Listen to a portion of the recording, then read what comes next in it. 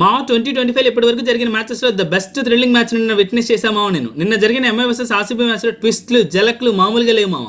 నిన్నటి మ్యాచ్ లో RCB team first batting దిగి 20 ఓవర్స్ లో 221 రన్స్ కొట్టారు.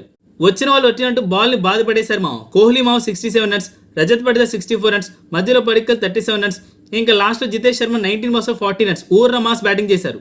వీళ్ళు ఇచ్చిన 221 భారీ స్కోర్ ని చేసేయడానికి దిగిన ఎంఐ టీం కి మంచి ఓపెనింగ్ రాలేదు. రోహిత్ అండ్ రియాన్ కిల్టన్ చెరొక 17 రన్స్ కొట్టి అవుట్ అయ్యారు.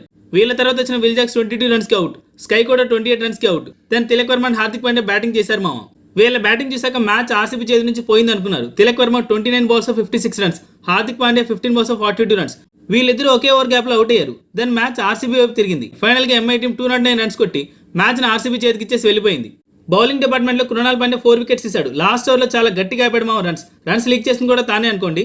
యష్ దయాల్, హేజల్వుడ్, హార్దిక్ పాండ్యా బౌల్ తలా 2 వికెట్స్ తీసుకున్నారు. ఏ మాటకు ఆ మాట మామ మ్యాచ్ మాత్రం పీక్స్ లో ఉంది.